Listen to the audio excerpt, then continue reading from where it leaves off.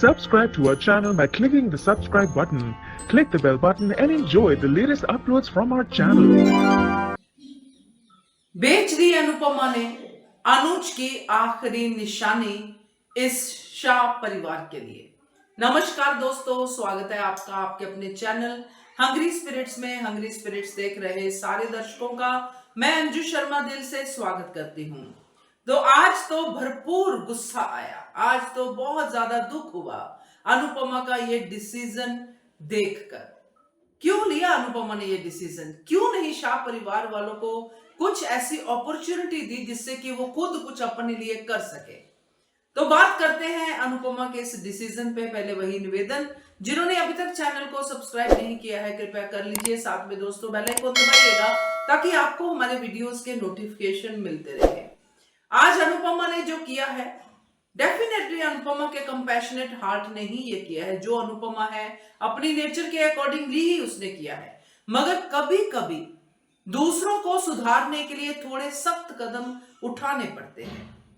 और जब ये वाला डिसीजन हो, जब आपके अपने इतने अपने की निशानी जो कि आपको पता भी नहीं है कि इस दुनिया में है या नहीं है, उसकी निशानी इन लोगों के लिए बेचनी पड़े तो 10 बार सोचना चाहिए।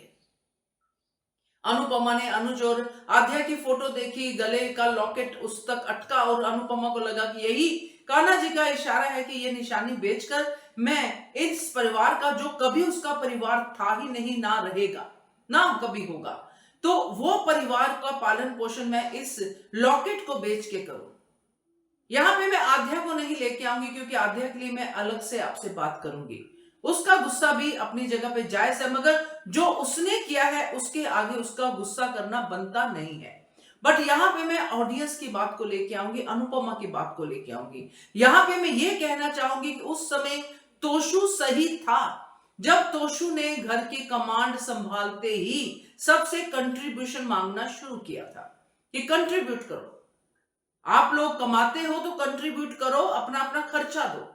ये बातें ठीक होती हैं, यहां पे सब लोग बैलेंस रहते हैं। और ये भी चलो आपको नहीं करना है, चलिए अनुपमा की ये नेचर नहीं है जो तोशु की है, बट यहां पे ये तो कम से कम होना चाहिए था कि जब इतनी मुसीबत हो तो आपको अपना ही कुछ इतना कीमती बेचना पड़े जिसकी पैसों से तो कोई कीमत हो ही नहीं सकती है। आपके इमोशंस की कीमत है, उस इंसान की कीमत है, आपको वो भी बेच देना पड़े। और वो भी इन लोगों के लिए, इन नाशुक्र लोगों के लिए जिनको कभी भी अनुपमा की कदर रही ही नहीं है। और बड़ी बात, अनुपमा ने उनको बताया भी नहीं कि मैं कहां से अरेंजमेंट कर रही हूं। यहां पे भी वो लोग ताने ही सुना रहे हैं कि दी थी ना, सेविंग की हुई थी ना आपने, इसलिए वहां से दिया, आपने बताया क्यों नहीं? पाकी ने बोला।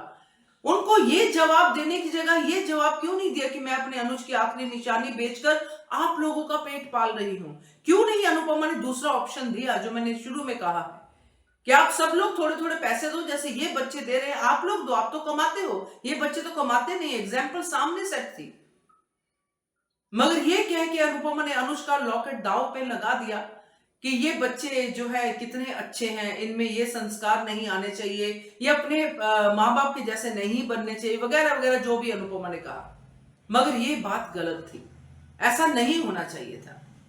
यहां पे मुझे जहां तक लगा कि अनुज की आखिरी निशानी को बेचना, अनुपमा ने ये ना सिर्फ अनुज के साथ जुल्म किया बल्कि खुद के साथ भी, क्योंकि ये अनुपमा के लिए बड़ा डिसीजन था। और इतना बड़ा डिसीजन अगर अनुपमा इस परिवार के लिए, जिनको वो जिगर भाई के सामने भी जाके कहते कि मेरे परिवार का क्या होगा, कौन सा परिवार? कल भी मैंने अपनी वीडियो में कहा था कि ये बड़ी बैड वाली नेचर होती है जब आप किसी को अपने ऊपर इतना डिपेंडेंट कर देते हो कि उनके हाथ पैर चलते हुए भी वो अपने लिए कुछ नहीं कर पाते हैं। ये वो शाह परिवार है। आज उनके पास, खुद के पास पैसा आ जाए, आज वो अनुपमा को लात मार के कृष्ण कुंज से बाहर निकाल देंगे। तो ये जो अनुपमा उनको भी हैंडीकैप्ड बना रही है शाह परिवार वालों को, और खुद का भी नुकसान कर रही है, ये गलत है। यहां पे अनुपमा को सख्ती बरतनी चाहिए थी। यहां पे अनुपमा को, चाहे अनुपमा खुद अरेंजमेंट करती, मगर इन लोगों से पैसा लेना चाहिए था। 10 लाख अनुपमा की सेविंग थी, उसने अपनी मर्जी से खर्च किए, ये लोग भी करते हैं। यहां पे ये वाला बैलेंस एक समझदार औरत को दिखाना चाहिए था, जो मुझे लगता है। मगर अनुपमा भोली है, अनुपमा को ये बातें समझ में आती ही नहीं है। ये सबसे बड़ी व्यथा है हमारी और जो आती है, जो हम लोग परेशान हो जाते हैं, हम लोग दुखी हो जाते हैं, ये इसी नेचर का पार्ट है। और ऐसे लोग होते हैं जो कभी समझ नहीं पाते हैं कि भोलेपन और बेवकूफ में क्या फर्क है। तो ये आज जो अनुपमा ने की है, ये साक्षात बेवकूफी है। क्या कहते हो आप? कमेंट कीजिएगा। देखते रहिए channel hungry spirits. Thank you so much. Subscribe to our channel by clicking the subscribe button. Click the bell button and enjoy the latest uploads from our channel.